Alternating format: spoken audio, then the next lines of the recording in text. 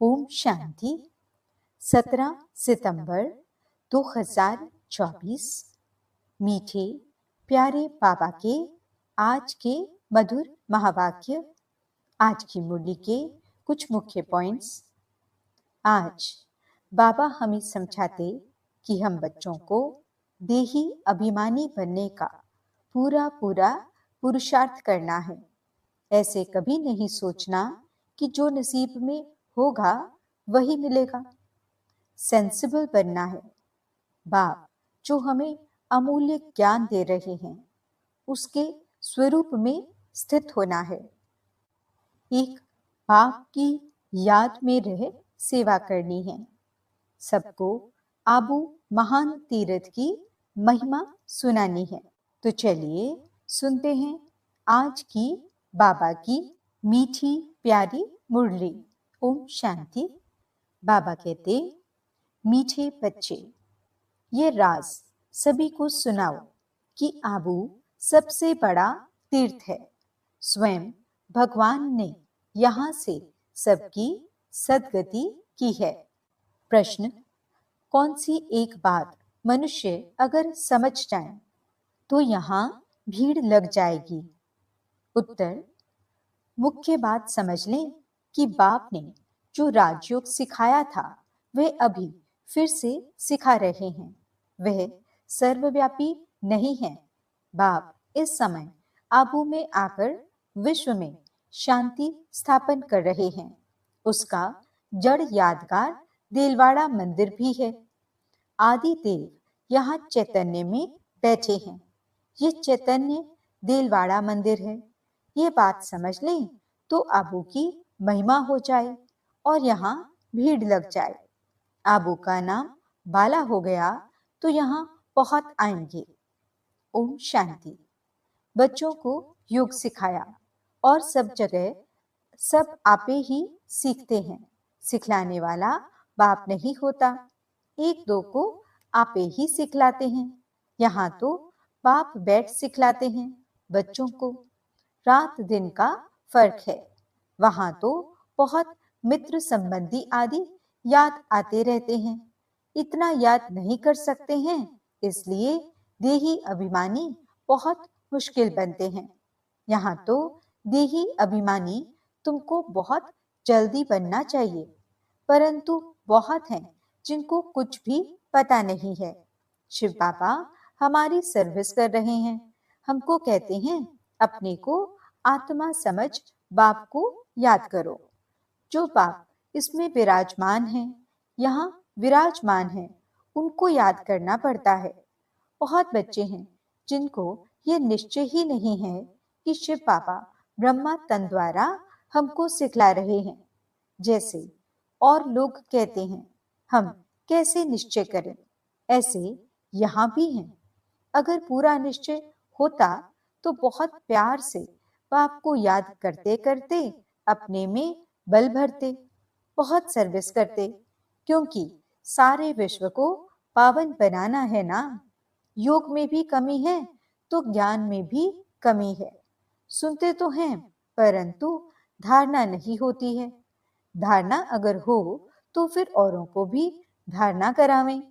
बाबा ने समझाया था, वे लोग कॉन्फ्रेंस आदि करते रहते हैं, विश्व में शांति चाहते हैं, परंतु विश्व में शांति कब थी, किस प्रकार हुई थी, वे कुछ भी नहीं जानते। किस प्रकार की शांति थी वही चाहिए ना। ये तो तुम बच्चे ही जानते हो। विश्व में सुख शांति की स्थापना अब हो रही है। बाप आया हुआ है। कैसे? ये देलवाड़ा मंदिर है, आदि देव भी है और ऊपर में विश्व में शांति का नजारा भी है। कहाँ भी कॉन्फ्रेंस आदि में तुमको बुलाते हैं तो तुम पूछो विश्व में शांति किस प्रकार की चाहिए। इन लक्ष्मी नारायण के राज्य में विश्व में शांति थी। वह तो दिलवाड़ा मंदिर में पूरा यादगार है। विश्व में शांति का सैंपल तो चाहिए ना। लक्ष्मी नारायण के चित्र से भी समझते नहीं हैं, पत्थर बुद्धि है ना, तो उन्हों को बताना चाहिए कि हम बता सकते हैं विश्व में शांति का सैंपल एक तो ये लक्ष्मी नारायण है, और फिर इन्हों की राजधानी भी देखना चाहते हो तो वह भी दिलवाड़ा मंदिर में चलकर देखो। मॉडल ही दिखाया जाएगा ना, वह चलकर आबू में देखो। मंदिर बनाने वाले खुद नहीं जानते हैं, जिन्होंने ही बैठ ये यादगार बनाया है, जिसका दिलवाड़ा मंदिर नाम रख दिया है।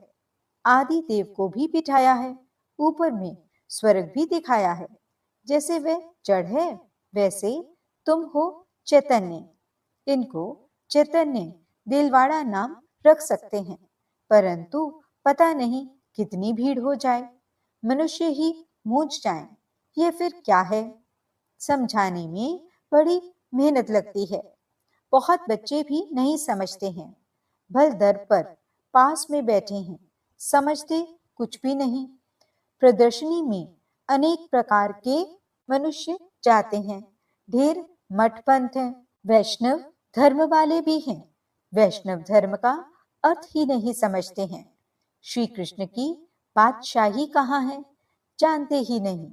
श्री कृष्ण की राजाई को भी स्वर्ग वैकुंठ कहा जाता है। बाबा ने कहा था, जहां बुलावा हो वहां जाकर तुम समझाओ विश्व में शांति कब थी। ये आबू सबसे ऊंच से ऊंच तीर्थ है, क्योंकि यहाँ बाप विश्व की सदगति कर रहे हैं। आबू पहाड़ी पर उनका सैंपल देखना हो तो चलकर दिलवाड़ा मंदिर देखो। विश्व में शांति कैसे स्थापन की थी, उनका सैंपल है। सुनकर बहुत खुश होंगे, जैनी लोग भी खुश होंगे। तुम कहेंगे, ये प्रजापिता ब्रह्मा हमारा बाप है, आदि देव। तुम समझाते हो फिर भी समझते नहीं हैं। कहते हैं ब्रह्मा कुमारियां पता नहीं क्या कहती हैं।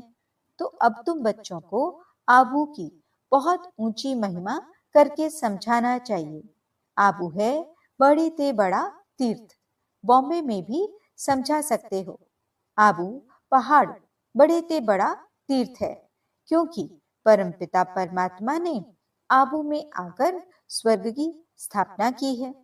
कैसे स्वर्ग की रचना रची है, वह स्वर्ग का और आदि देव का मॉडल सब आबू में है, जिसको कोई भी मनुष्य समझते नहीं। हम अब जानते हैं, तुम नहीं जानते हो, इसलिए हम तुमको समझाते हैं। पहले तो तुम पूछो कि विश्व में शांति किस प्रकार चाहते हो, कभी देखा है? विश्व में शांति तो इनके यानी लक्ष्मी नारायण के राज्य में थी। एक ही आदि सनातन देवी देवता धर्म था, इनकी जेनेस्टी का राज्य था।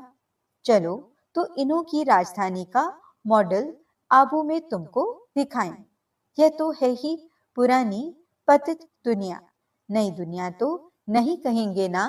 नई दुनिया का मॉडल तो यहाँ है। नई दुनिया अब स्थापन हो रही है। तुम जानते हो तब बतलाते हो, सभी नहीं जानते हैं, न बतलाते हैं, न समझ में ही आता है। बात है बहुत सहज। ऊपर में स्वर्ग की राजधानी खड़ी है, नीचे आदि देव बैठा है, जिसको एडम भी कहते हैं। वह है ग्रेट ग्रेट ग्रैंडफादर। ऐसी तुम महिमा सुनाएंगे तो सुनकर खुश होंगे। है भी बरोबर एक्यूरेट। कहो तुम श्री कृष्ण की महिमा करते हो, परंतु तुम जानते तो कुछ नहीं हो। श्री कृष्ण तो बैकुंठ का महाराजा, विश्व का मालिक था। उसका तुम मॉडल देखना चाहते हो तो चलो आबू में, तुमको बैकुंठ का मॉडल दिखलाएंगे। कैसे पुरुषोत्तम संगम युग पर राजयोग सीखते हैं, जिससे फिर विश्व के मालिक बने हैं, वह भी मॉडल दिखावें। संगम युग की तपस्या भी दिखाएं। प्रैक्टिकल जो हुआ था उनका यादगार दिखाएं। शिव बाबा जिसने लक्ष्मी नारायण का राज्य स्थापन किया, उनका भी चित्र है। अम्बा का भी मंदिर है। अम्बा को कोई 10-20 भुजाएं नहीं हैं, भुजाएं तो 2 ही होती हैं। तुम आओ तो तुमको दिखाएं। बैकुंठ भी आबू में दिखाएं। आबू में ही बाप ने आकर सारे विश्व को हेवन बनाया है, सदगति दी है। आबू सबसे बड़ा तीर्थ है। सब धर्म वालों की सदगति करने वाला एक ही बाप है। उनका यादगार चलो तो आपको आबू में दिखाएं। आबू की तो तुम बहुत महिमा कर सकते हो, तुमको सब यादगार दिखाएं। क्रिश्चियन लोग भी जानना चाहते हैं, प्राचीन भारत का राजयोग किसने सिखाया, क्या चीज थी? बोलो, चलो आबू में दिखाएं। वैकुंठ भी पूरा एक्यूरेट बनाया है ऊपर छत में। तुम ऐसा नहीं बना सकते हो, तो ये अच्छी रीति बताना है। टूरिस्ट धक्का खाते हैं, वह भी आकर समझें। तुम्हारा आबू का नाम बाला हो गया तो बहुत आएंगे। आबू बहुत मशहूर हो जाएगा। जब कोई पूछते हैं कि विश्व में शांति कैसे हो, सम्मेलन आदि में निमंत्रण देते हैं, तो पूछना चाहिए विश्व में शांति कब थी? वे जानते हो विश्व में शांति कैसे थी? चलो हम समझाएं, मॉडल्स आदि सब दिखाएं। ऐसा मॉडल और कहाँ भी नहीं है। आबू ही सबसे बड़ा ऊंच से ऊंच तीर्थ है, जिसमें बाप ने आकर के विश्व में शांति सर्व की सदगति की है। ये बातें और कोई नहीं जानते। तुम्हारे में भी नंबरवार हैं। भल बड़े महारथी म्यूजियम आदि संभालने वाले हैं, परंतु ठीक रीति किसको समझाते हैं वह नहीं। बाबा रीड तो करते हैं ना, बाबा सब कुछ समझते हैं। जो भी जहां भी हैं उनको समझते हैं। कौन कौन पुरुषार्थ करते हैं, क्या पद पाएंगे। इस समय अगर मर पड़े तो कुछ भी पद पा नहीं सकेंगे। याद की यात्रा की मेहनत वे समझ नहीं सकते। बाप रोज रोज नई बातें समझाते हैं। ऐसे ऐसे समझाकर ले आओ। यहाँ तो यादगार कायम है। बाप कहते हैं मैं भी यहाँ हूँ, आदि देव भी यहाँ है, बैकुंठ भी यहाँ है। आबू की बहुत भारी महिमा हो जाएगी। आबू पता नहीं क्या हो जाएगा। जैसे देखो, कुरुक्षेत्र को अच्छा बनाने के लिए करोड़ों रुपया उड़ाते रहते हैं। कितने ढेर मनुष्य जाकर वहां इकट्ठे होते हैं। इतनी बदबू गंदगी होती है, बात मत पूछो, कितनी भीड़ होती है। समाचार आया था कि भजन मंडली की एक बस नदी में डूब गई। ये सब दुख है ना, अकाली मृत्यु होती रहती है। वहां तो ऐसे कुछ होता ही नहीं। ये सब बातें तुम समझा सकते हो। बातचीत करने वाला बड़ा सेंसिबल चाहिए। बाप ज्ञान का पंप कर रहे हैं, बुद्धि में बिठा रहे हैं। दुनिया थोड़ी ही इन बातों को समझती है। वे समझते हैं नई दुनिया का सैर करने जाते हैं। बाप कहते हैं ये दुनिया अब पुरानी गई की गई। वह तो कहते हैं 40,000 वर्ष पड़े हैं।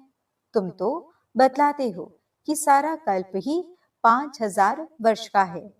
पुरानी दुनिया का तो मौत सामने खड़ा है। इसको कहा जाता है घोर अंधियारा। कुंभकर्ण की नींद में सोए पड़े हैं। कुंभकर्ण आधा कल्प सोता था, आधा कल्प जागता था। तुम कुंभकर्ण थे। ये खेल बड़ा वंडरफुल है। इन बातों को सब थोड़े ही समझ सकते हैं। कई तो ऐसे ही भावना में आ जाते हैं, सुनते हैं ये सब जा रहे हैं तो चल पड़ते हैं। उनको बताते हैं हम शिव बाबा पास जाते हैं, शिव बाबा स्वर्ग की स्थापना कर रहे हैं। उस बेहद के बाप को याद करने से बेहद का वर्षा मिलता है। बस, तो वह भी कह देते शिव बाबा हम आपके बच्चे हैं, आपसे वर्षा जरूर लेंगे। बस बेड़ा पार है। भावना का भाड़ा देखो कितना मिलता है। भक्ति मार्ग में तो है अल्पकाल का सुख। यहाँ तुम बच्चे जानते हो बेहद के बाप से बेहद का वर्षा मिलता है। वह तो है भावना का अल्पकाल के सुख का भाड़ा। यहाँ तुमको मिला है 21 जन्मों के लिए भावना का भाड़ा। बाकी साक्षात्कार आदि में कुछ है नहीं। कोई कहते हैं साक्षात्कार हो, तब बाबा समझ जाते हैं कुछ भी समझा नहीं है। साक्षात्कार करना है तो जाकर नौधा भक्ति करो, उससे कुछ मिलता नहीं है। करके दूसरे जन्म में कुछ अच्छा बन पड़ेंगे। अच्छा भक्त होगा तो अच्छा जन्म मिलेगा। ये तो बात ही न्यारी है। ये पुरानी दुनिया बदल रही है। बाप है ही दुनिया बदलने वाला। यादगार खड़ा है ना, बहुत पुराना मंदिर है। कुछ टूटता करता है तो फिर मरम्मत कराते रहते हैं, परंतु वे शोभा तो कम हो ही जाती है। ये तो सब विनाशी चीजें हैं। तो बाप समझाते हैं, बच्चे एक तो अपने कल्याण के लिए अपने को आत्मा समझ बाप को याद करो तो विकर्म विनाश हो। पढ़ाई की बात है। बाकी ये जो मथुरा में मधुबन कुंज गली आदि बैठ बनाया है, वे कुछ भी है नहीं, ना कोई गोप गोपियों का खेल है। ये समझाने में बड़ी मेहनत करनी पड़ती है। एक एक पॉइंट अच्छी रीति बैठ समझाओ। कॉन्फ्रेंस आदि में भी चाहिए योग वाला। तलवार में जौहर नहीं होगा, किसको तीर लगेगा नहीं। तब बाप भी कहते हैं, अभी देरी है। अभी मान लें कि परमात्मा सर्वव्यापी नहीं है तो भीड़ लग जाए, परंतु अभी टाइम नहीं है। एक बात मुख्य समझ जाएं कि राजयोग बाप ने सिखाया था, जो इस समय सिखला रहे हैं। इसके बदले नाम उसका डाल दिया है, जो कि अभी सांवरा है। कितनी बड़ी भूल है। इससे ही तुम्हारा बेड़ा डूब गया है। अब बाप समझाते हैं, ये पढ़ाई सोर्स ऑफ इनकम है। स्वयं बाप मनुष्य को देवता बनाने के लिए पढ़ाने आते हैं। इसमें पवित्र भी जरूर बनना है, दैवी गुण भी धारण करने हैं। नंबरवार तो होते ही हैं। जो भी सेंटर्स हैं सब नंबरवार हैं। ये सारी राजधानी स्थापन हो रही है। मासी का घर थोड़े ही है। बोलो, स्वर्ग कहा जाता है सत्युग को, परंतु वहां का राज्य कैसे चलता है? देवताओं का झुंड देखना हो तो चलो आबू। और कोई ऐसी जगह है नहीं जहां ऐसे छत में राजाई दिखाई हो। भल अजमेर में स्वर्ग का मॉडल है, परंतु वह और बात है। यहाँ तो आदि देव भी है ना। सतयुग किसने और कैसे स्थापन किया, ये तो एक्यूरेट यादगार है। अभी हम चैतन्य देलवाड़ा नाम लिख नहीं सकते हैं। जब मनुष्य खुद समझ जाएंगे तो आप ही कहेंगे कि तुम लिखो। अभी नहीं। अभी तो देखो, थोड़ी बात में ही क्या कर देते हैं। क्रोधी बहुत होते हैं। देह अभिमान है ना। देही अभिमानी तो कोई हो न सके सिवाय तुम बच्चों के। पुरुषार्थ करना है, ऐसे नहीं कि जो नसीब में होगा। पुरुषार्थी ऐसे नहीं कहेंगे, वे तो पुरुषार्थ करते रहेंगे। फिर जब फेल होते हैं तब कहते हैं तकदीर में जो था।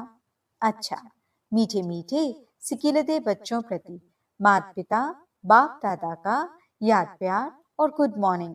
रूहानी बाप की रूहानी बच्चों को नमस्ते।